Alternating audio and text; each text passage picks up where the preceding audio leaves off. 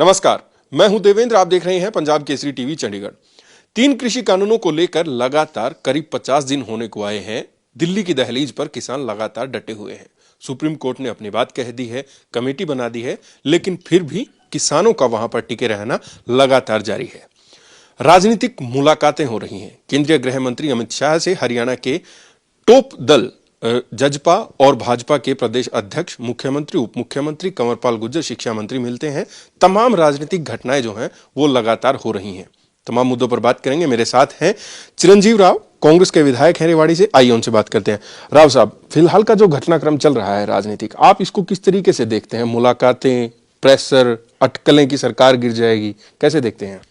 देखिए, मेरा तो यही मानना है। सबसे पहले तो मैं सुप्रीम कोर्ट के लिए एक चीज़ के लिए धन्यवाद करूंगा कि इन्होंने जो 3 काले कानून है उनके ऊपर जो रोक लगाई है, रोक कह लें या आप उसको स्टे कह लें, स्टे लगाया, उसके लिए मैं उनका धन्यवाद करना चाहूँगा।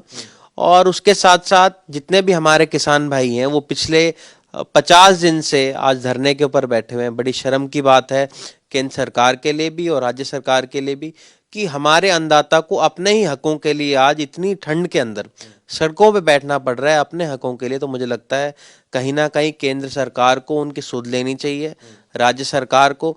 और कहीं ना कहीं रोज एक ये आम चर्चा हो गई है कि कभी इनके निर्दलीय विधायक हैं वो ये कहते हैं हम अपना इनसे वापस ले लेंगे, कभी जजपा के विधायक कहते हैं कि हम इनसे समर्थन वापस ले लेंगे। मैं इनसे कहना चाहूंगा कि ऐसी अगर ये सरकार है, जब ये समझ चुके हैं कि किसान के साथ नहीं खड़ी है, तो आज किसान यही देख रहा है कि कौन उसके साथ है। तो मैं तो जितने भी निर्दलीय विधायक हैं या जजपा के विधायक हैं, बल्कि भाजपा के साथियों से भी कहूंगा कि आज किसान आपकी तरफ देख रहा है कि आप किसके साथ हैं।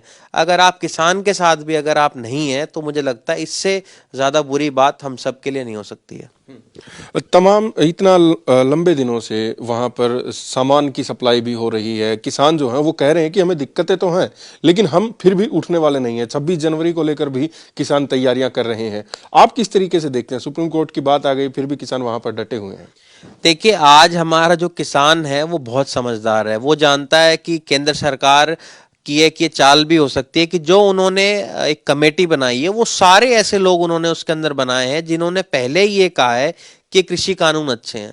तो मेरा ये मानना है कि केंद्र सरकार को अब कम से कम समझ दिखाते हुए, अपना बड़ा दिल दिखाते हुए इन 3 काले कानूनों को वापस लेना चाहिए।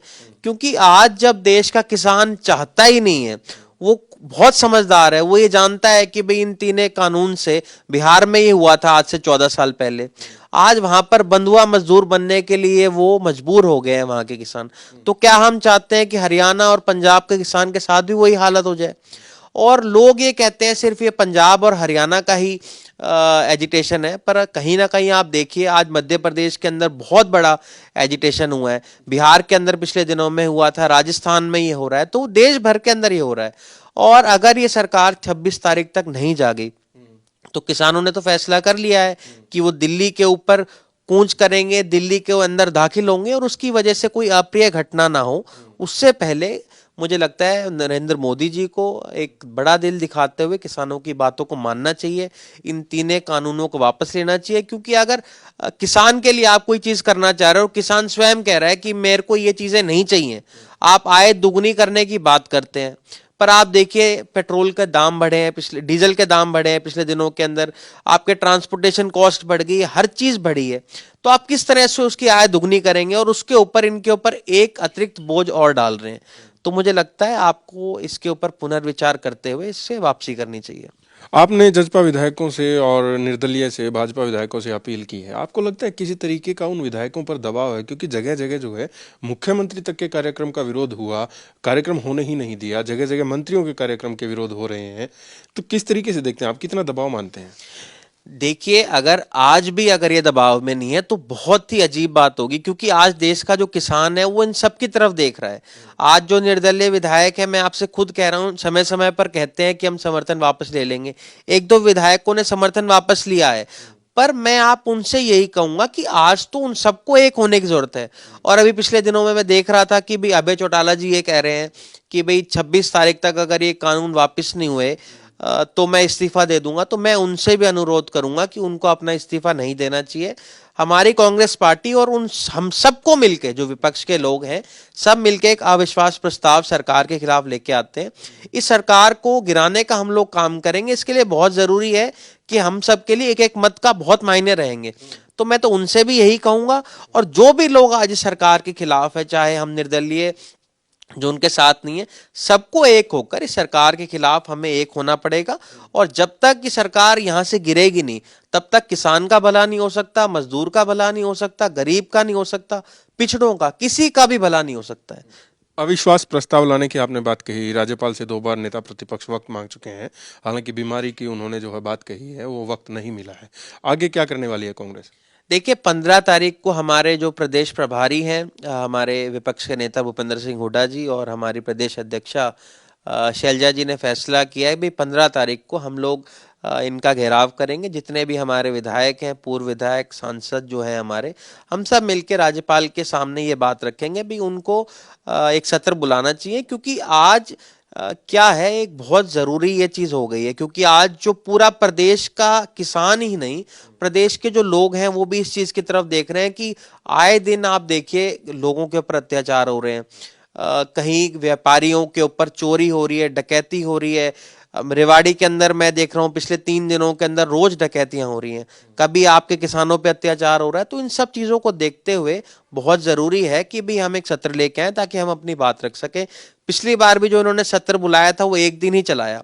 तो हम सब लोगों की मांग है कि हमें मौका दें, हम अपनी बात रखें। और सरकार के खिलाफ जो एक प्रदेश भर के अंदर एक माहौल बन गया है इसको गिराने का, इसके लिए बहुत जरूरी है कि हम अपनी बात भी रख सकें और अविश्वास प्रस्ताव अपना लेके आए। कांग्रेस विधायक दल जो शहीद हुए हैं किसान, उनको 2-2 लाख रुपए जो है देने जा रही है।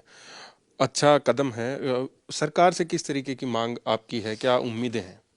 देखिए, हमारे प्रदेश अध्यक्षा शैलजा जी और विपक्षी नेता हुड्डा साहब ने फैसला किया कि भाई जितने भी हमारे शहीद हुए हैं उनको हम 2-2 लाख रुपए देंगे। तो हम तो इस कदम की सराहना करते हैं और हम सब इसके अंदर बहुत जल्द करने वाले हैं ये। इसके अलावा सरकार से तो हम यही कहेंगे, जो हमारे शहीद हुए हैं उनको उचित राशि देनी चाहिए। और उसके अलावा हर किसी को, मुझे लगता है उनके परिवार के अंदर एक व्यक्ति को सरकारी नौकरी सरकार को देनी चाहिए। क्योंकि उनके ऊपर जो कार्रवाई हुई है वो तो सरासर गलत ही थी। और बहुत सारे ऐसे हमारे किसान हैं, एक बात और रखना चाहूंगा, जिनके ऊपर केस दर्ज हुए हैं। मुझे लगता है उन केसों को भी वापस लेने की जरूरत है। क्योंकि आज देश के अंदर अपने हकों के लिए अगर आप किसी भी तरीके से अहिंसा जिसमें नहीं कर रहे हैं, अगर आप उसको कर रहे हैं और उसके बावजूद आप पे केस दर्ज हो रहे हैं, तो कहीं ना कहीं सरकार को उनको तो वापस लेना ही चाहिए। और इसके ऊपर मुझे लगता है जल्द से जल्द कार्रवाई होनी चाहिए। एक आज शिक्षा मंत्री से जब हम बात कर रहे थे तो उन्होंने कहा कि अमित शाह से जो मुलाकात हुई है रात को, उसमें किसी भी तरीके का आगे राजनीतिक आयोजन जो है उस पर रोक लगाने के सुझाव शाह की तरफ से दिए गए। आप किस तरीके से देखते हैं, सरकार को संभलना चाहिए? देखिए, सरकार ने तो पिछले दिनों के अंदर, मुझे लगता है प्रदेश के अंदर पहली बार ऐसा हुआ होगा कि प्रदेश का मुखिया अपने ही गृह जिले के अंदर जा रहा है और लोगों ने उसका विरोध करते हुए उसको वहां नहीं जाने दिया। तो कहीं ना कहीं ये इसलिए नहीं कर रहे राजनीतिक कार्यक्रम, क्योंकि आज जनता के अंदर रोष है। ये जहां भी जाएंगे इनका विरोध होगा। चाहे ये अपने गृह जिले में मुख्यमंत्री जाएं या कोई भी इनका मंत्री जाएगा, आज पूरे प्रदेश के अंदर इनके अंदर ये खुद जानते हैं। अब कोई बहाना ढूंढ रहे हैं कि कैसे हम लोगों के अंदर ना जाएं। तो मुझे लगता है कि अब इनको सोचना चाहिए कि क्या कारण है कि प्रदेश की जनता इनके इतना, इनसे मुंह उन्होंने मोड़ लिया है कि इनको अपने गृह जिलों के अंदर घुसने नहीं देते।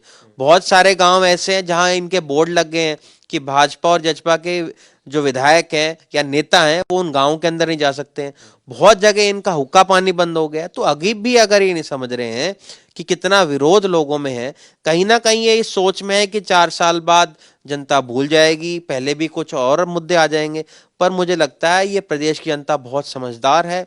इनको इसका जो नुकसान है वो आने वाले समय के अंदर जरूर देखना ही पड़ेगा। और हम तो 15 तारीख को अपना जो घेराव है वो करने जा ही रहे हैं। उसको करने का मकसद यही है कि एक अहिंसावादी तरीके से हम लोग उसको करेंगे। उसके अंदर हमें तो बस राज्यपाल से यही एक गुहार लगानी है कि भाई जल्द से जल्द वो एक हमारा सत्र बुलाएं ताकि हम अपनी बात रख सकें। जी बिल्कुल, धन्यवाद। तो लगातार जो विरोध हुए हैं मुख्यमंत्री के और अन्य मंत्रियों के, जजपा विधायकों के, कुछ और विधायकों के, उसको लेकर साफ तौर पर चिरंजीव राव का कहना है कि सरकार को अब समझ जाना चाहिए, वक्त है, क्योंकि किसान जो हैं वो लगातार डटे हुए हैं और अपनी मांग जो है वो मनवा कर ही रहेंगे। भले ही सुप्रीम कोर्ट का जो है बात आ गई है कि कमेटी बना दी गई है, लेकिन फिर भी किसान हटने को तैयार नहीं है। देखते रहिए पंजाब केसरी टीवी चंडीगढ़। मैं हूं देवेंद्र, कैमरा के पीछे मेरे सहयोगी अमनदीप सिंह। नमस्कार।